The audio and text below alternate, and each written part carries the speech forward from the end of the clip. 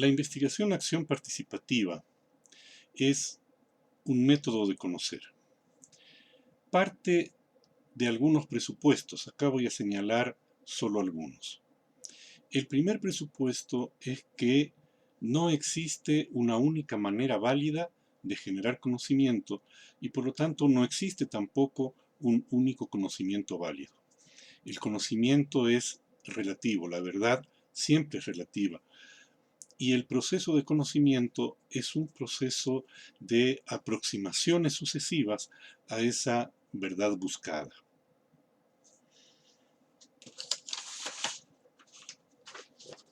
Este punto de partida de la investigación-acción participativa está relacionado con otro.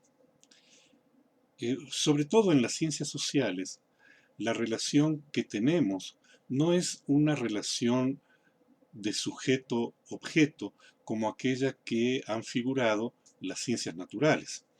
En la ciencia social, la relación es una relación entre sujetos. Quien conoce y quien, entre comillas, es conocido, son ambos a la vez sujetos.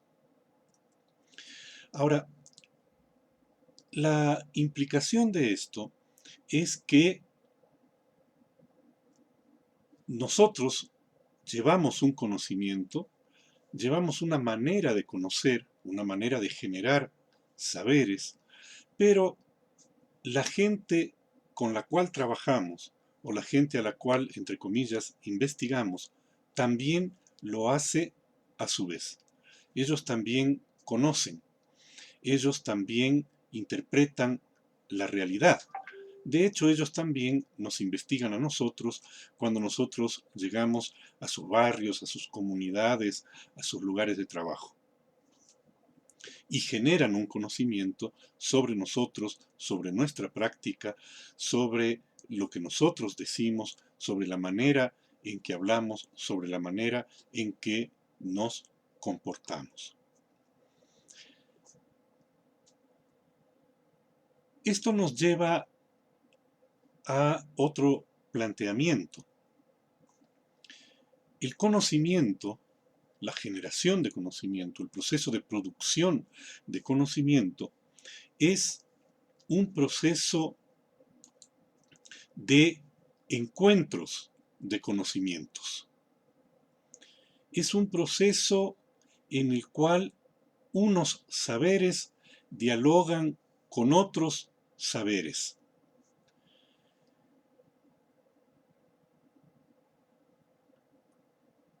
Por lo tanto, cuando nosotros nos relacionamos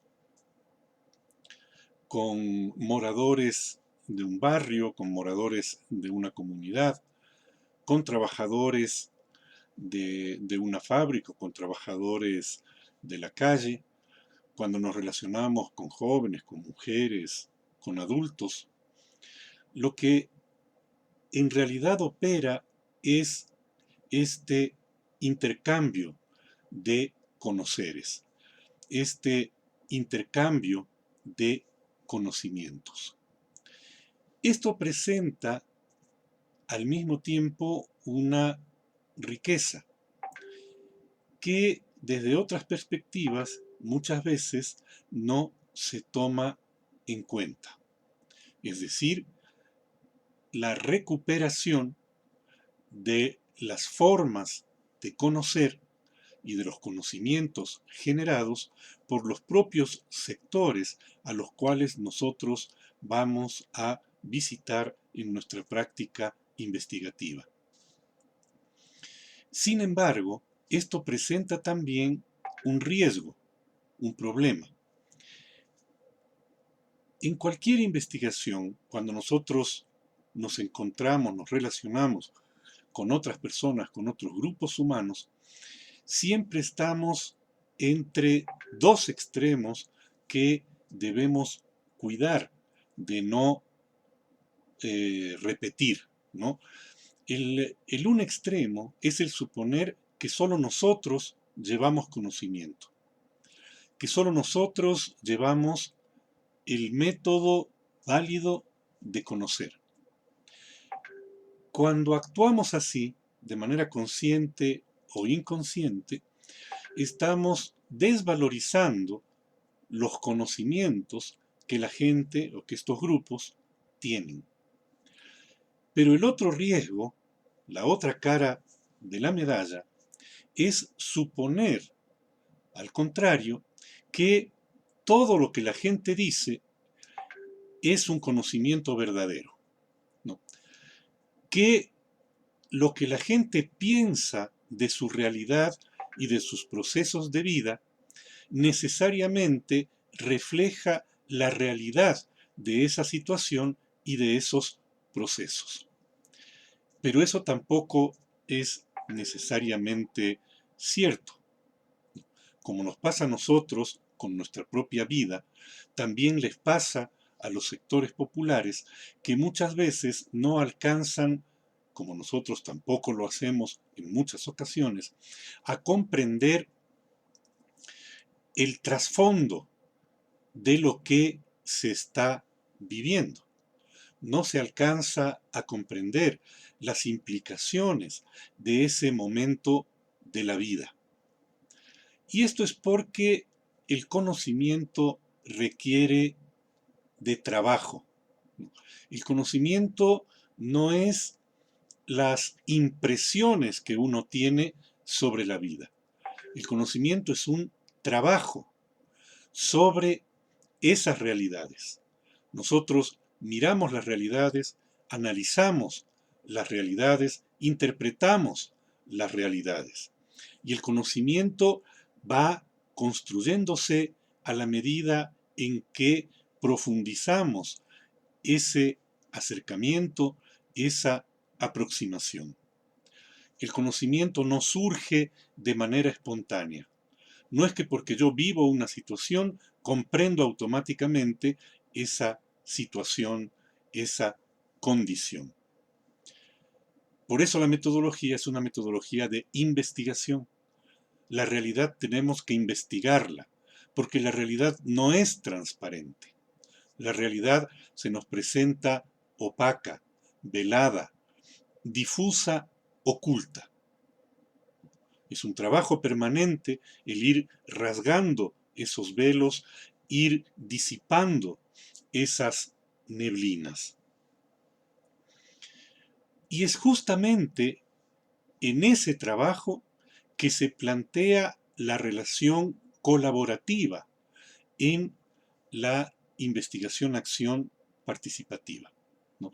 Este encuentro de conocimientos, este encuentro de maneras de conocer, de maneras de pensar, este encuentro sentipensante, decía Orlando Falsborda, es el que permite generar un conocimiento que tiene mayores posibilidades de reflejar de mejor manera la realidad que si únicamente proviniera de los investigadores, digámoslo así, externos, o al contrario, si únicamente viviera del sentido común de los sujetos que estamos investigando.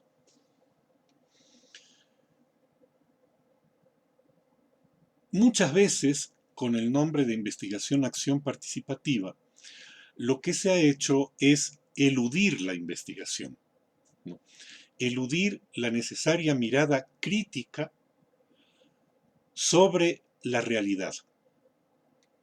Y la realidad es la propia gente con la que vamos a trabajar. La realidad son las ideas que ellos tienen de su mundo. La realidad es el sentido común que organiza su mirada.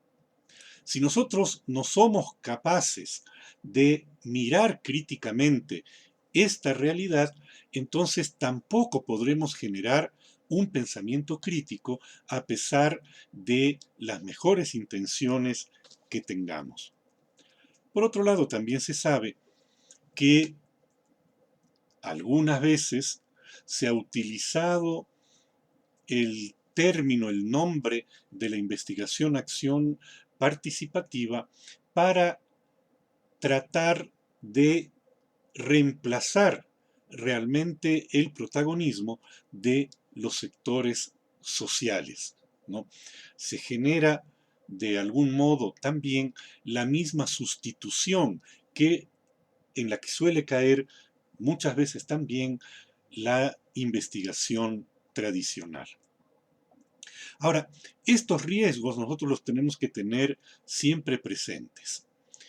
Y, vamos a decirlo, cualquier metodología de investigación, cualquier, cualquier modalidad de aproximarse a la realidad tiene sus propios riesgos. No existe ninguna que carezca de riesgos y de peligros, de trabas, de trampas, de obstáculos. Lo que importa es que nosotros seamos capaces de ir mirando constantemente de una manera crítica nuestra propia práctica investigativa. Voy a referirme ahora brevemente a algunos ejemplos de qué implica un ejercicio de investigación-acción participativa.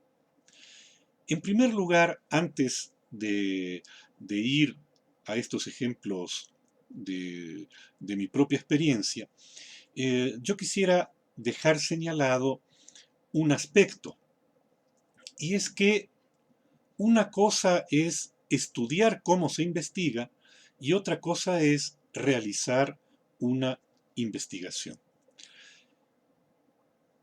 En estudiar cómo se investiga, a nosotros nos enseñan toda una serie de pasos que hay que seguir, tener una idea del tema, problematizar el tema, ubicar los objetivos, trabajar con el marco teórico,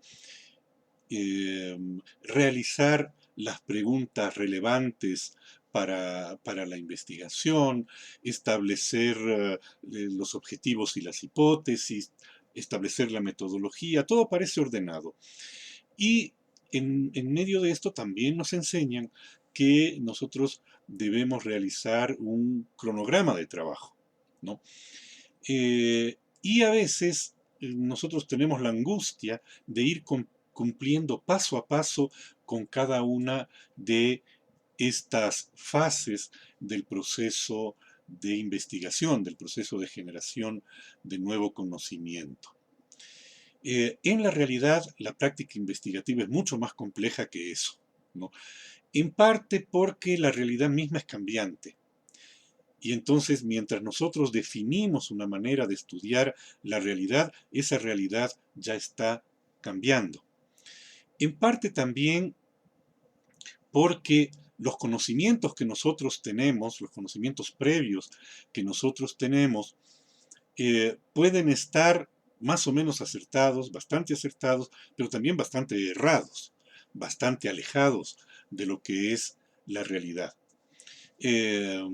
Nosotros tenemos que tener, por lo tanto, siempre un criterio de apertura frente a la realidad, una mente alerta, una mente abierta, para poder mirar críticamente la realidad, mirar críticamente a los sujetos que vamos a investigar o con los cuales vamos a investigar y mirarnos críticamente nosotros y mirar críticamente nuestro conocimiento y mirar también críticamente nuestro sentido común y nuestros prejuicios. Y esto en la práctica puede significar que muchas veces nosotros tenemos que ir modificando aquellas cosas que tan prolijamente habíamos señalado en el plan o en el proyecto de la investigación. Bien, voy a comentarles 2 o 3 ejemplos de este encuentro de conocimientos al que me refería antes. Yo he trabajado muchos años alrededor de la temática de lo que se llama movimientos sociales. Y he tenido también la fortuna de trabajar igualmente durante muchos años en relación con las organizaciones sociales, con las personas que componen esas organizaciones, eh, estar un poco más cerca, ¿no?, de sus expectativas, de sus anhelos, de sus esperanzas, de sus temores, eh, de las maneras que tienen de mirar la realidad. Y es a esto a lo que me voy a referir ahora.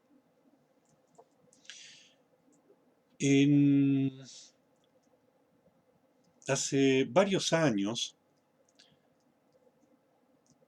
participé en una movilización popular que hubo en Conocoto, una parroquia muy próxima a Quito.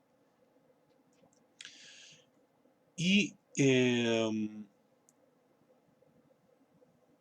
hecho este al que me refiero fue una protesta por la, por las malas condiciones del transporte público.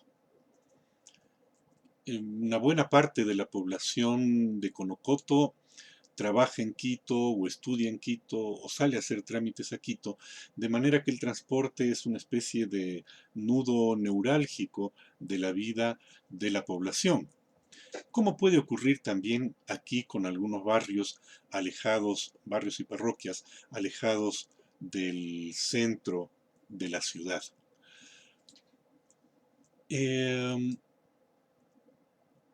Allí, cuando comenzaba la protesta y la gente se preguntaba, nos preguntábamos, ¿qué vamos a hacer ahora? ¿Cuál va a ser el siguiente paso? Una señora se levantó y dijo, pero vecinos, si lo que tenemos que hacer es sencillo, tenemos que hacer lo mismo que hicimos cuando nos independizamos de Sangolquí. Y ella con este término se refería a un episodio relativamente similar en que la población de Conocoto protestaba contra las cooperativas de transporte de Sangolquí en un momento en que también se produjo un pésimo servicio para la población. Ahora, este señalamiento, que puede parecer muy simple, sin embargo, nos hace ver, a mí por lo menos me hizo ver de manera muy clara, que la conciencia social, ¿no?, la mentalidad social, no es una sola uniforme, ¿no?, ni tampoco tiene una evolución secuencial, tranquila, ¿no es cierto?, sino que existen formas de conciencia social diferentes, existen mentalidades sociales distintas que tienen que ver con si hay una época de, entre comillas, normalidad, en que la gente sufre los problemas sin protestar demasiado, aunque sienta el malestar, y eso nos da un tipo de conciencia específico, particular, ¿no? Es una conciencia que uno pudiera decir, en cierto sentido, una conciencia que se amolda a la realidad. Distinta, en cambio, es la mentalidad, la conciencia de la gente, cuando la gente empieza a movilizarse y entra a la lucha, ¿no? Allí la conciencia es distinta, el horizonte es diferente, las preguntas que se hacen son diferentes, las respuestas son diversas. Allí la mentalidad y la conducta social no son de amoldarse a la realidad, sino de protestar activamente contra esa realidad y buscar modificarla, buscar cambiarla. Eso quiere decir que el momento de relativa calma de la vida social y de la dominación produce no solamente una mentalidad, sino una modalidad de enfrentar esa realidad y de conocerla. En cambio, el momento de la lucha social nos muestra otra forma distinta de conocer. Por eso produce una conciencia distinta, una conciencia que es crítica activa. En el otro momento, en el mejor de los casos, la conciencia va a ser crítica pasiva. Hay, por lo tanto, tiempos sociales diferentes. El tiempo de la normalidad, el tiempo rutinario, transcurre de una manera. El tiempo de la lucha transcurre de una manera distinta. En este mismo episodio de lucha, esta fue una lucha que se mantuvo durante 8 o 9 meses relativamente constante, lo que no es muy usual en las movilizaciones sociales. Pero allí pude ver, digamos, otro elemento fundamental de la relación que la gente tiene con sus organizaciones. La gente no tiene un mismo tipo de relación con la organización. A veces se siente muy alejada del espacio organizativo. Cuestiona a los dirigentes, cuestiona la organización, cuestiona las formas de actividad colectiva. Esa conducta frente a la organización se corresponde a los tiempos normales. En cambio, en los momentos en los cuales se emprende la lucha, y a medida que la lucha va avanzando, hay una tendencia a que la población ingrese a la organización, valore la organización, empiece a actuar con la organización. La participación es una variable de la lucha. La participación no es una variable de la ley, no es una variable de la normatividad, ni es tampoco una variable de las capacitaciones que nosotros o el municipio o cualquier entidad puedan hacer sobre el tema. La gente participa cuando está luchando, deja de participar cuando la lucha decae, porque allí el ánimo también decae.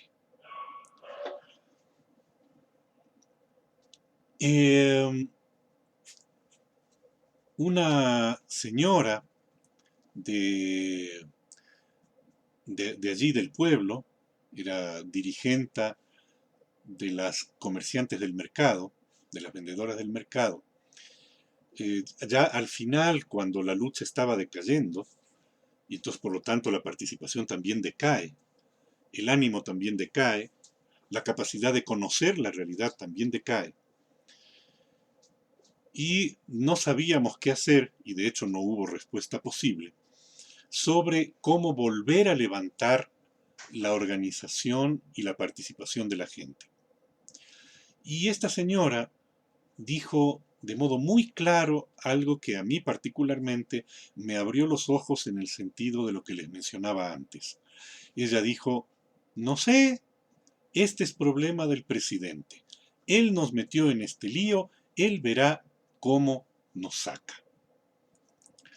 Esto también es muy interesante cuando uno analiza la mentalidad y los comportamientos caudillistas y clientelares en la sociedad en general, no únicamente en los sectores populares.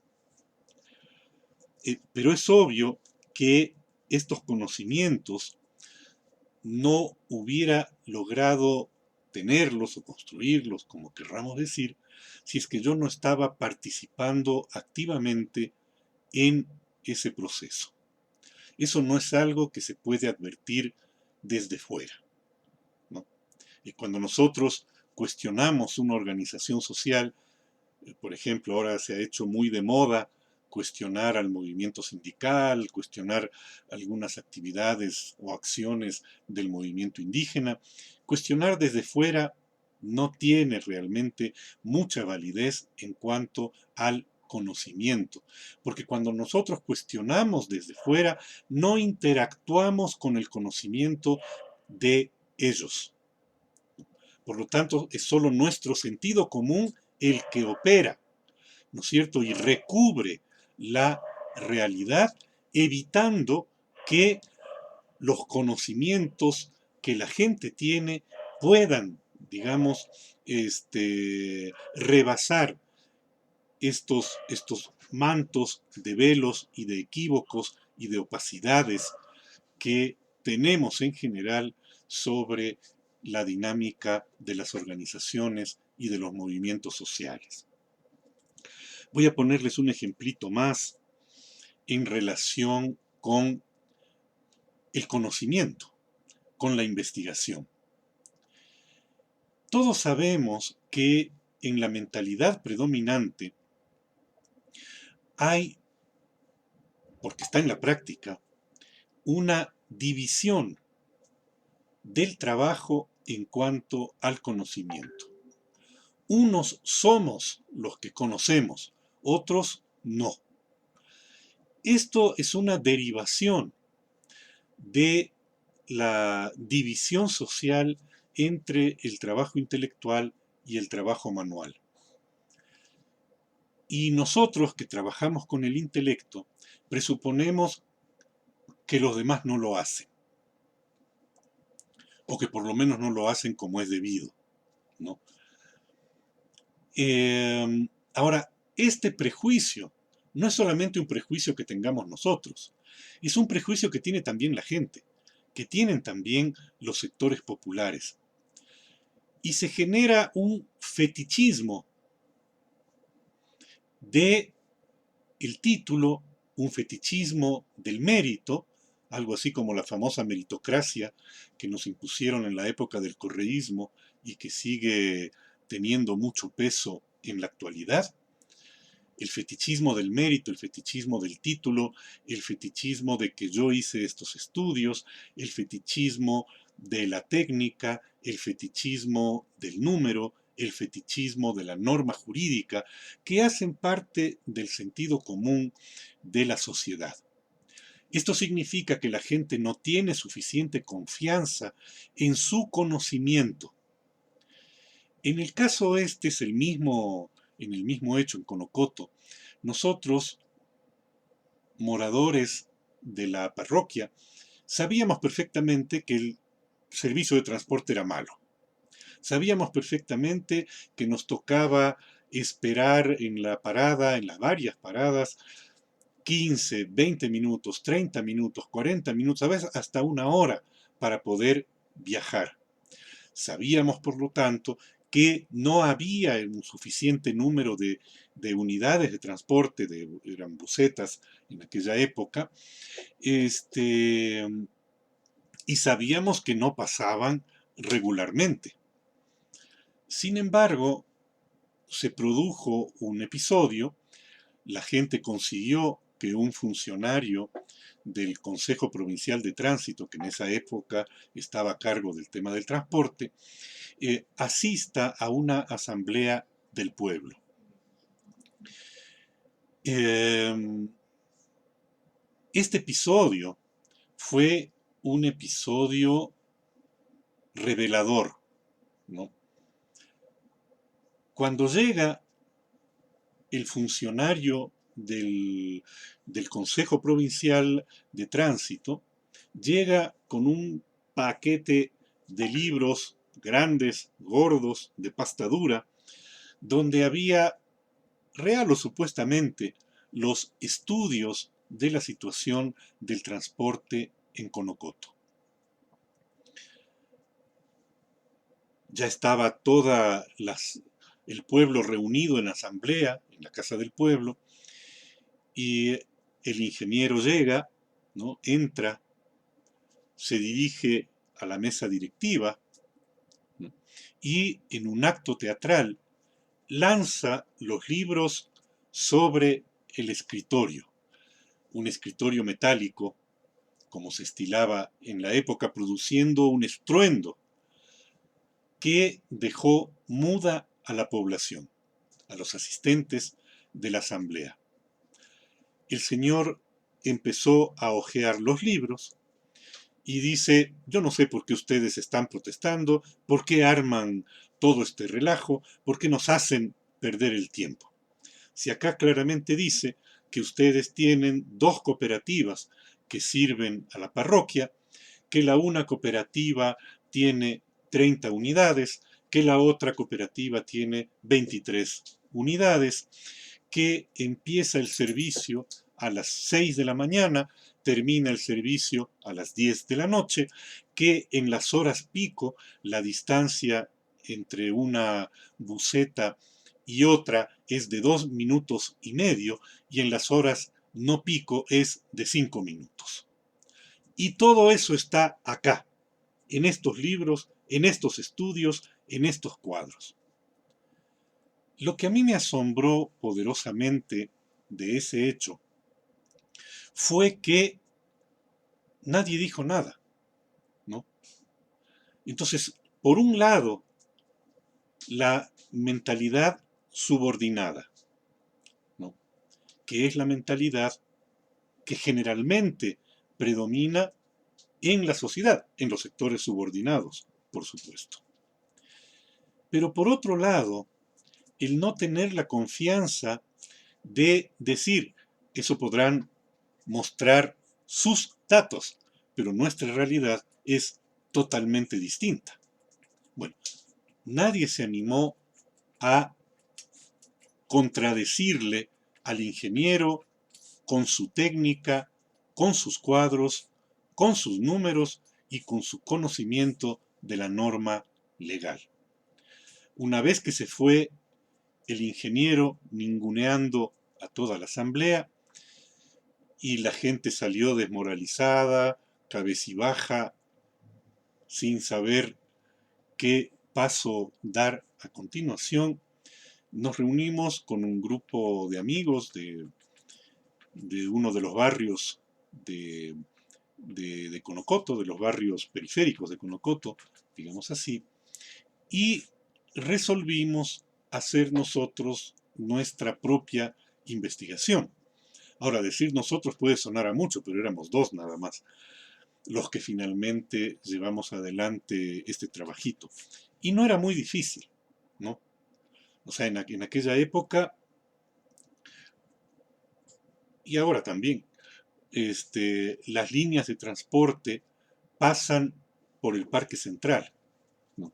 Y entonces, si uno se ubica en el Parque Central durante todo un día, ¿no? Un día de semana y durante un día de fin de semana, uno puede hacer una lista, ¿no es cierto?, de la hora a la que pasan las unidades de transporte, del número de esa unidad, de la cooperativa a la que pertenece y de si iba con exceso de pasajeros o no. Y hicimos eso, dedicamos 2 días para hacerlo, y a la siguiente reunión de la Asamblea del Pueblo llevamos unos papelotes con los cuadros. Y esto, en cambio, a la gente le llenó nuevamente de entusiasmo, ¿no? O sea, aquello que nosotros creíamos que era realidad, se comprobaba que era realidad con estos otros cuadros, con este conocimiento que habíamos generado, con esta investigación que habíamos hecho.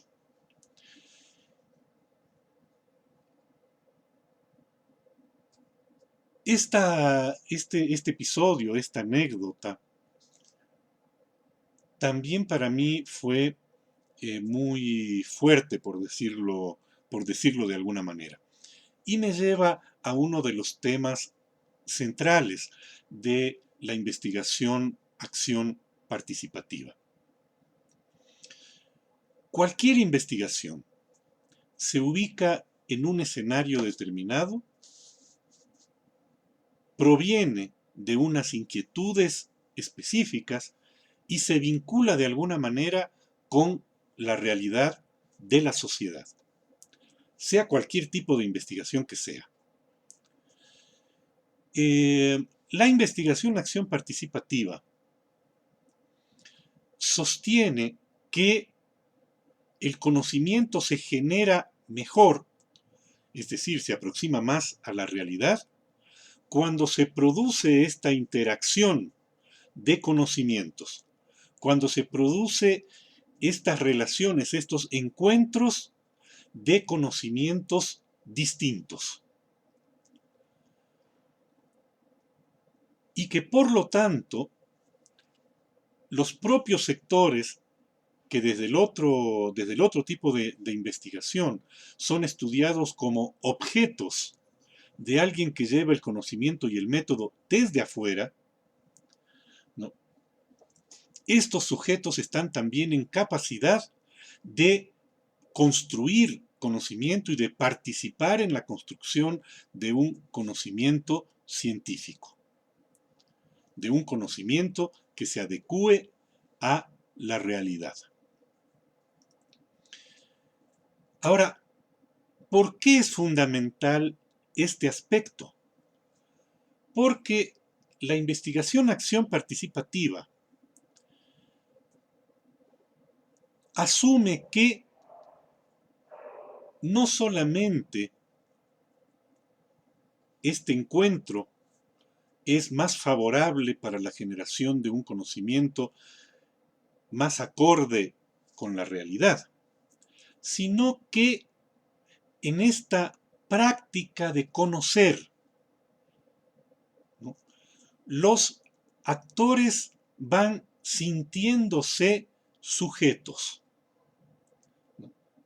Esto es el ejemplo de esta mini investigación que hicimos en 2 días, ¿no?, en el parque de Conocoto, con un cuaderno en la mano, apuntando los buses y las horas en que pasaban.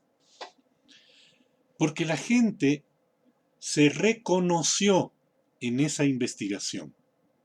La gente pudo identificar allí su propia vida, sus propias tribulaciones con el transporte, ¿no?, y volvió a tomar confianza para seguir discutiendo con los funcionarios y los técnicos de las entidades estatales.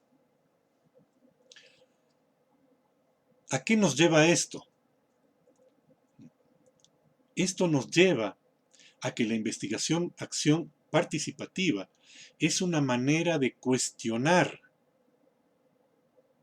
¿no?, las desigualdades sociales, ¿no?, entre ellas la desigualdad frente al conocimiento.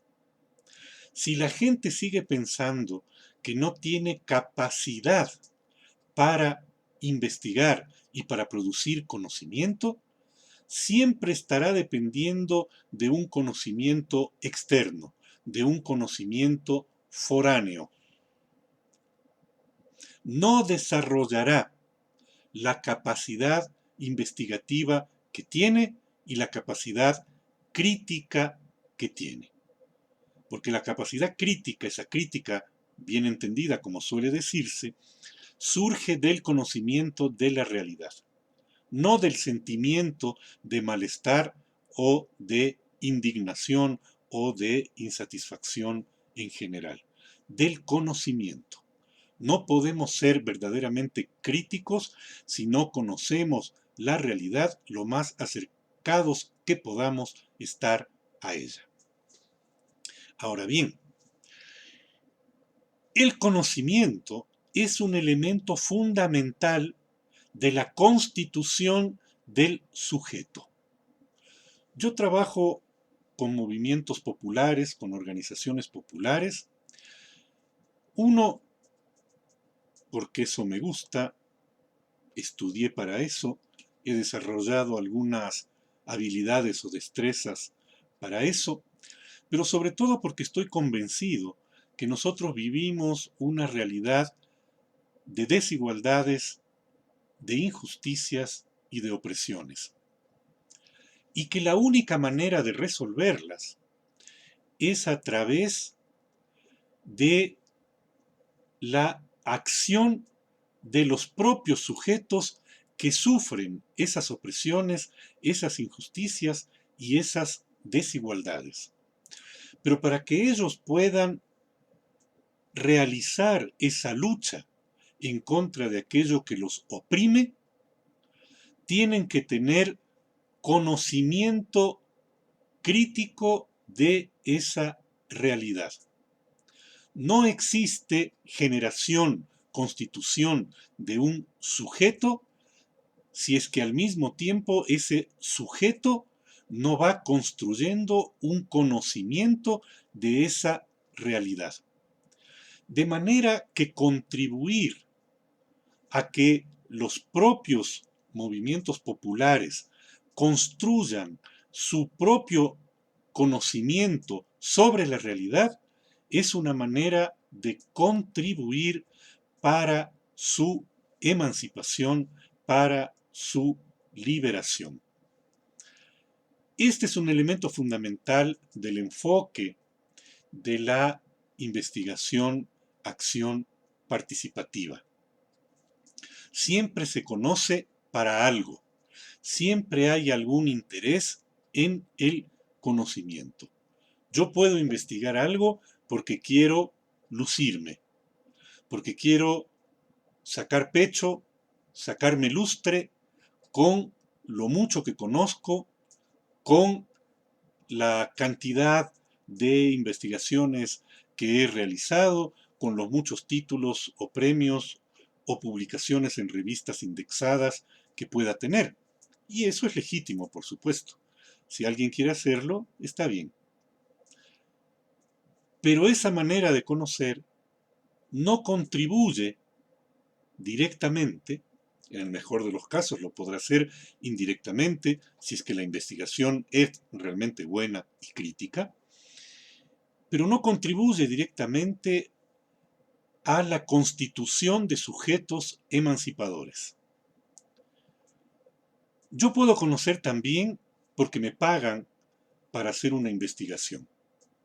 Pero cuando me pagan para hacer una investigación, normalmente esa investigación y ese conocimiento está sujeto, subordinado, condicionado, de una o de otra manera, a las intencionalidades, a las preguntas y a los objetivos de quienes pagan la investigación. A lo mejor sirve para generar conocimiento, para generar conciencia, puede que sí, puede que no. En cambio, yo puedo realizar una investigación para contribuir, ¿no?, a que los movimientos y las organizaciones se constituyan también en productores de conocimiento, en generadores de conocimiento crítico, lo más científico que podamos hacerlo. Porque ese conocimiento, sí, esa investigación, sí va a contribuir a que se afirmen como sujetos, a que crean en ellos mismos, a que crean en su capacidad de desentrañar las realidades y por lo tanto a que tengan más confianza, ¿no?, en la justeza de sus aspiraciones a conseguir un mundo mejor. Cada cual es libre, obviamente, de moverse por cualquiera de estas formas o modalidades o ambientes de la investigación. Y yo no estoy aquí prejuzgando a la una o a la otra.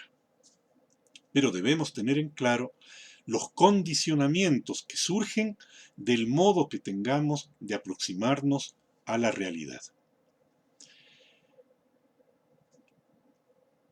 Este es, pues, el elemento central. Yo quisiera, para terminar, decir que en los últimos